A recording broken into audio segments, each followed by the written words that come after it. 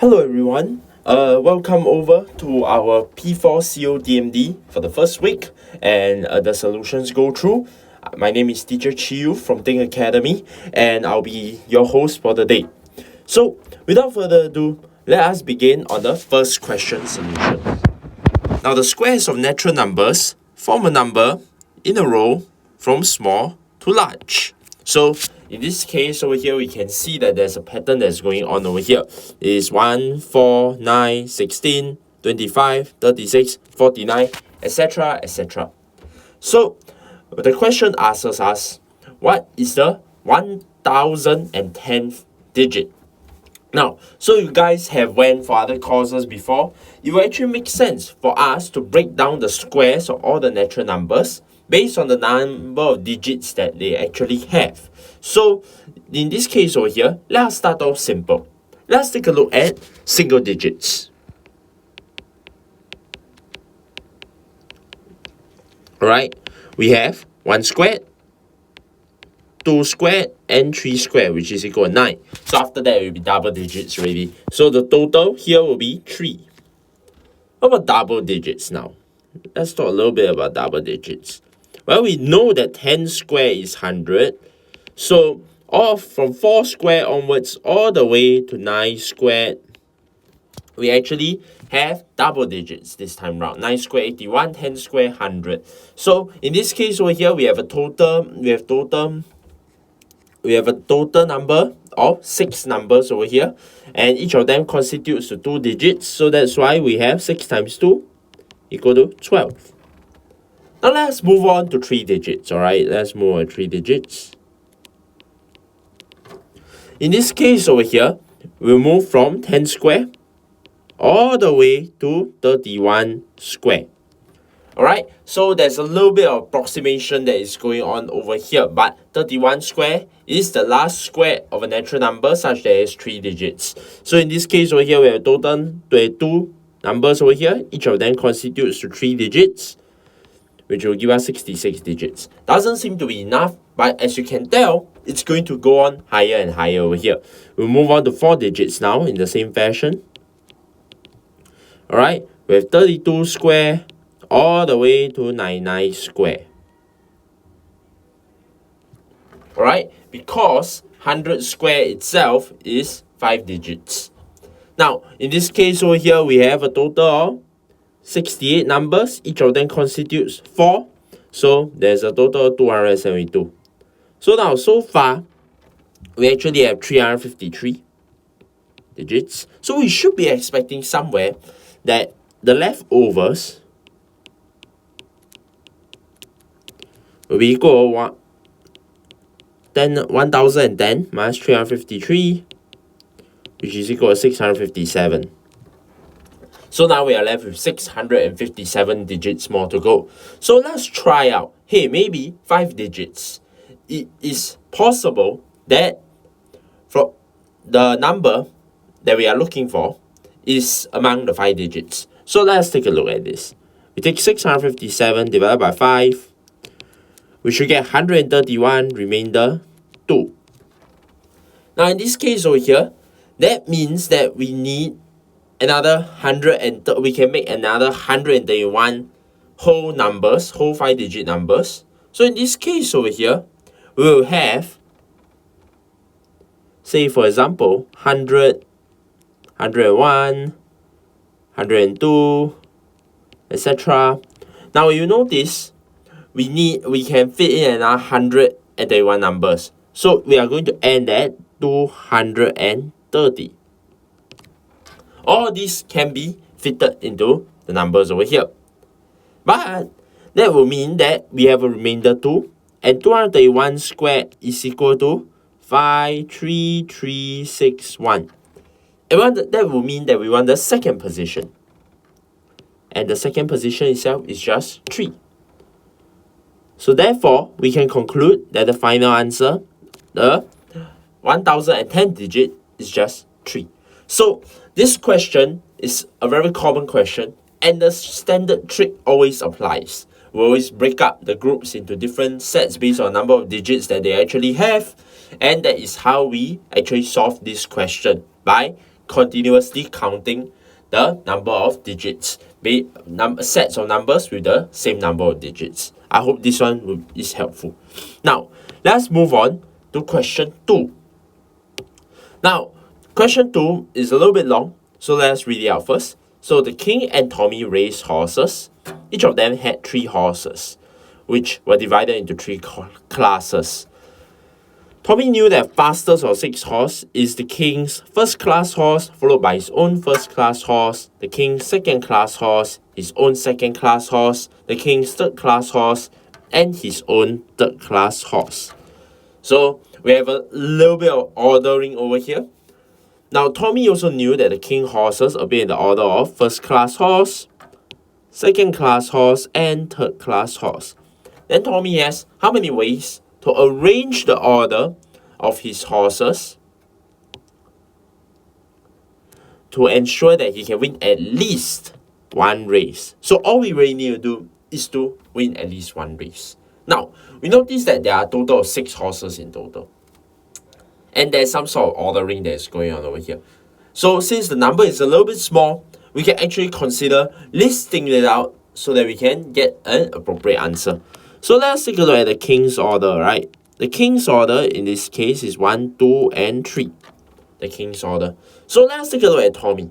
Well, Tommy definitely can't win the king's first class horse at all. So it's impossible to take a look at that. But if you guys think about it, Tommy can actually win the king's second class horse, right? By using his first class horse over here. And then the other 2 horses can be separately arranged. It can be 2, 3, or say maybe in the other way, it can be 3, 2. It doesn't matter, right? But these are 2 different possible combinations. Now, so we are done with the king's second class horse. Now what about the king's third class horse? Hey, there's even more combinations over here now. In this case over here, you can see that there are a little bit more combinations that are available for us to try out. So in this case, let's take a look. It's possible that Tommy can consider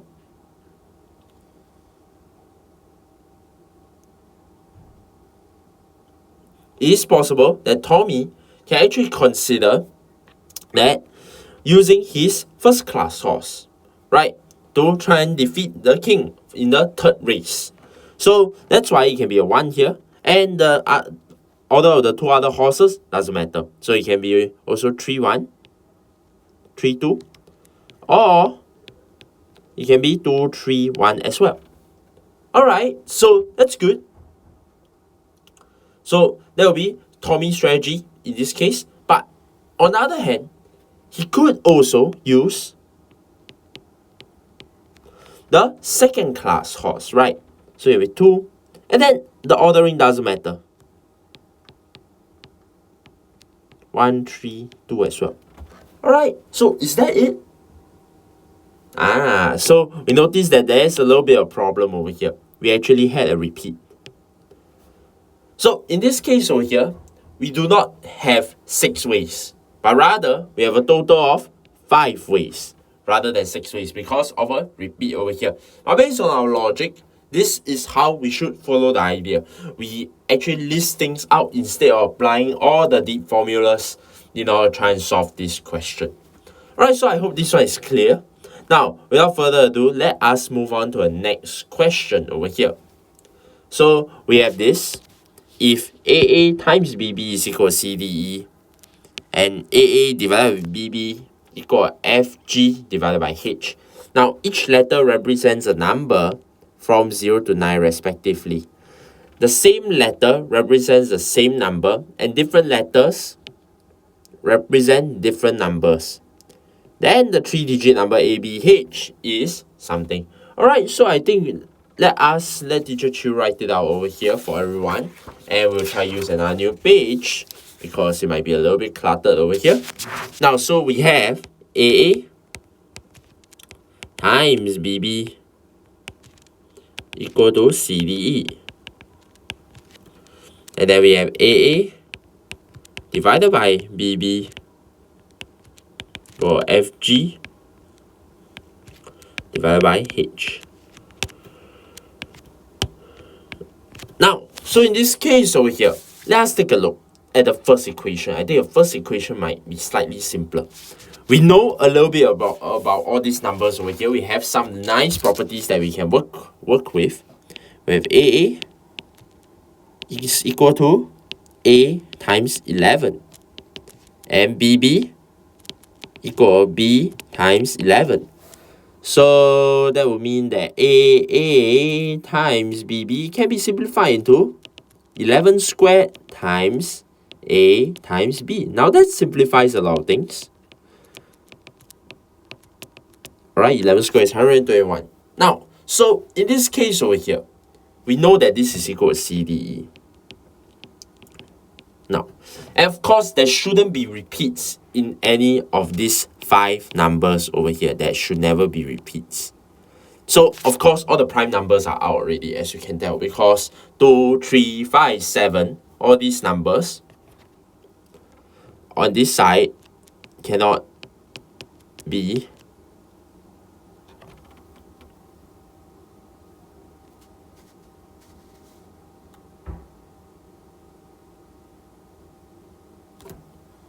my apologies. Alright, so we are going to try out all the possible combinations. We are going to try out all the possible combinations and see whether all these A, B, C, D, E, whether all of these numbers over here are different. Now, so trying out all the possible values from 1 all the way to 9, we only notice that from here, only 121 times 8 equal 121 times 2 times 4 equal 968 works because the digits are all different. That's the idea, and that's the concept that I want to bring to you guys over here. So we have to try out all the possible combinations, and then we only notice that the smaller number, this particular combination, which is 8, which can be broken down into 2 times 4, works. That's the main idea. Now, so in this case over here, what's next?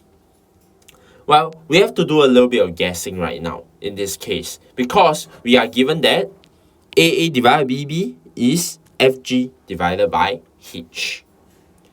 Well, we know that if A is 2 and B is 4, it's going to simplify into half. And we already know that things like numbers like, for example, 4 has been used, 8 has been used. So it's not possible for us to have A equal to and B equal to 4. But rather, it should be the other way round. So let's make a smart guess that A is equal to, A is equal to 4. A is equal to 4 and B is equal to 2.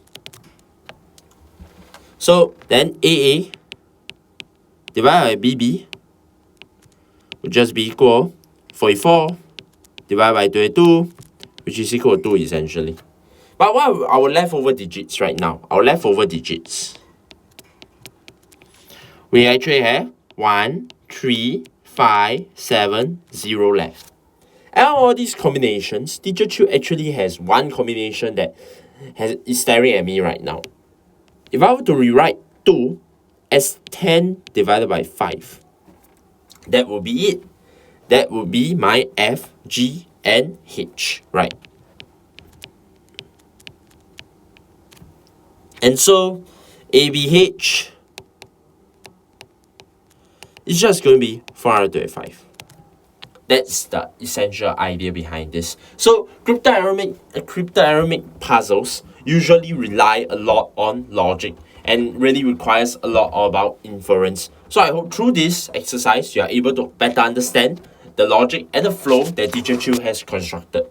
Alright, now let us move on to the next question over here. Now the next question over here is actually a pretty good question. So let Teacher Chu talk a little bit about it. Now for question 4, so shown in the figure, we have 10 identical regular pentagons they are spliced or joined together, forming a regular decagon in the middle. Alright, so if you can see it, a decagon has 1, 2, 3, 4, 5, 6, 7, 8, 9, 10 sides. Right, as the name suggests, decagon. So when 3 identical polygons with n sides are spliced together, so joined together, an equilateral triangle can be developed in the middle. So what's the value of n this time round? Now, I just want to share with everyone over here. So we will talk a little bit about interior angle. Of n-sided polygon is really just n minus 2 multiplied by 180 degrees over n. So we have 5 sides, we're going to substitute 5 inside. If we have 7 sides, we will substitute n as equal to 7. Now, let's take a look carefully at this picture over here. Now we need to find the number of sides that the polygons have to form the equilateral triangle. But let's take a look at the decagon first. Well, we have one interior angle over here. Alright, so applying our calculations, this one is going to be 144 degrees. Alright, I'll leave you to verify this. Alright, so that will actually mean, based on this, we're going to take 360 minus 144 and divide by 2 in order to get one of these guys over here. And this one is going to turn out to be 108. Now, 108 degrees, knowing the interior angle, will allow us to find out what is the side. And that's the idea that I want to bring you to. We know that this is 60. We know that this is 60 degrees. So, if I were to take 360 minus away 60 degrees and divide it by 2, I should get the interior angle of the n-sided polygon. And that's what I'm going to do. So 360 degrees minus away 60 degrees divided by 2 is equal to 150 degrees. So now in this case, we have n minus 2 times 180 degrees divided by n is equal to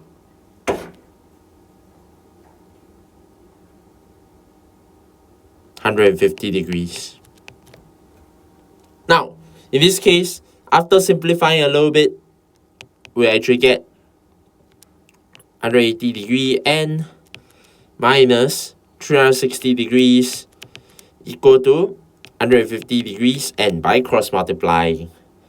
Now, so we will get 30 degrees n equal to 360 degrees, and that will give us a final answer n is equal to just 360 over 30, which is equal to 12. So in this case, the value of n is 12. And that's the main idea that I want to bring along. We have angles at a point forming up 360 degrees. Regularly shaped polygons have the same interior angle throughout the whole polygon itself. That's essentially the idea. Alright, now let's move on to question 5 now.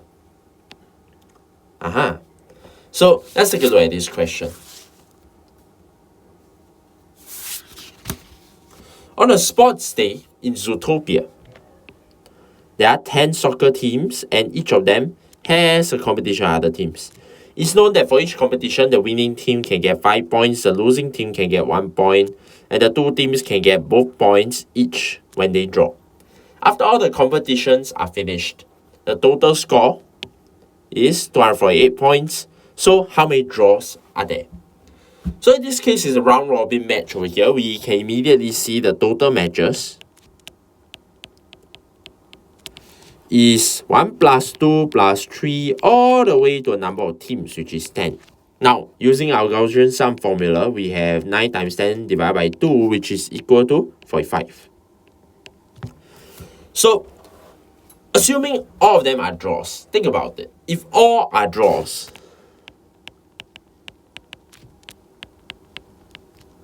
there should be a total score of 45 times 4 equal to 180.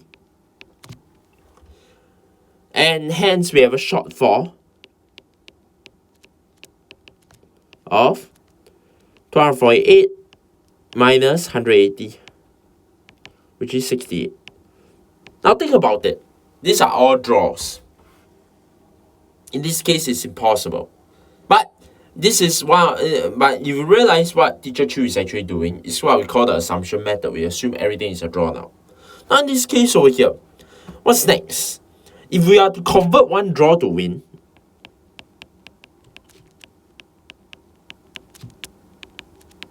we are adding 2 points essentially, right?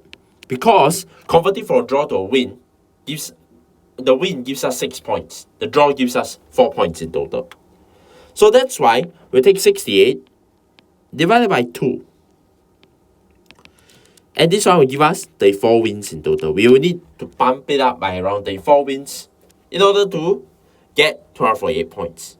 So clearly in this case there are 45 minus 34, which is equal to 11 draws. And that's the main idea. Alright, so I hope the assumption method is still clear with everyone over here. And this one is a pre-standard question that we can see, except for the round robin part, other than that. Alright, so now let's move on to question 6.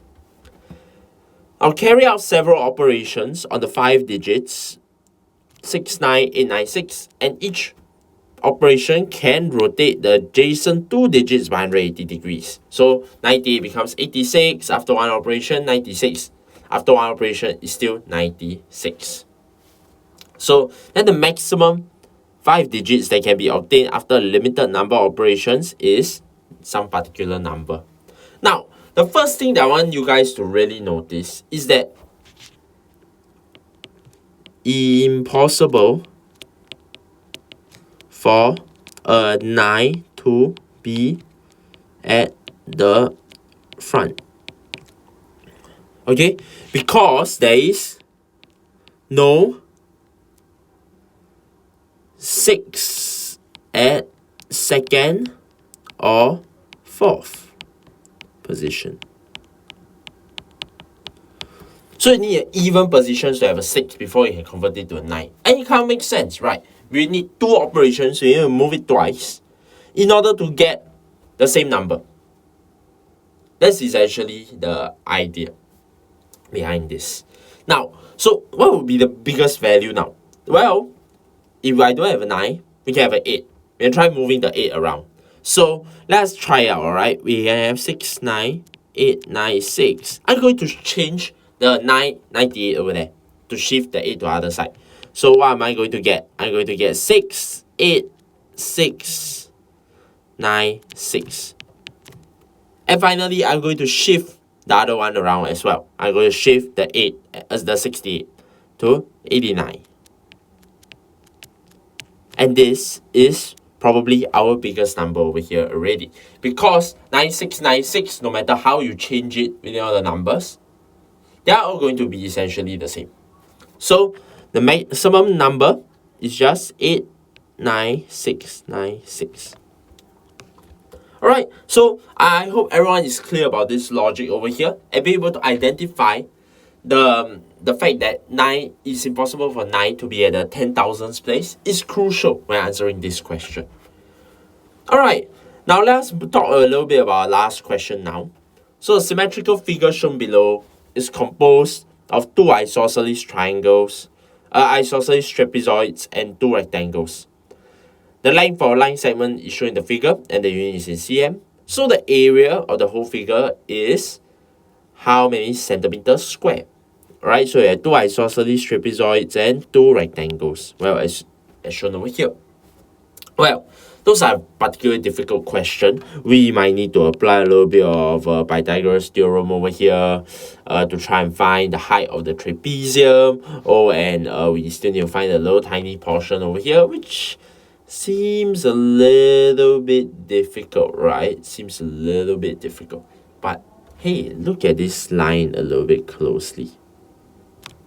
Teacher Chu is going to show everyone a trick over here. If I were to cut the rectangle into 2 pieces, I'm going to form a trapezium as well. And by doing so, I take the other piece of the triangle that is formed, the extra triangle. I'm going to just do a little bit of rearrangement.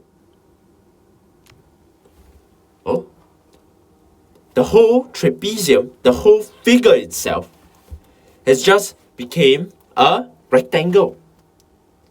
And what's the base of the rectangle over here? What's the base of the rectangle?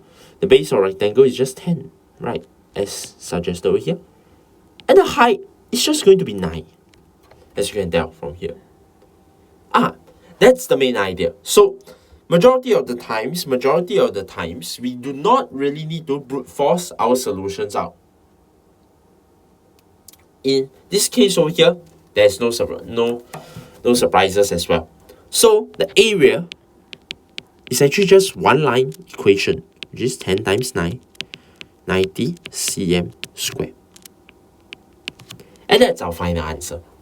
Alright, so I hope through these exercises over here, you are able to better understand about us and Think Academy, as well as the questions, and be able to learn some tips and tricks on how to manage all these questions as well. So, with that, allow me we call it a day, and hopefully to be able to see you next week, and hopefully in one of my classes someday. Alright, goodbye.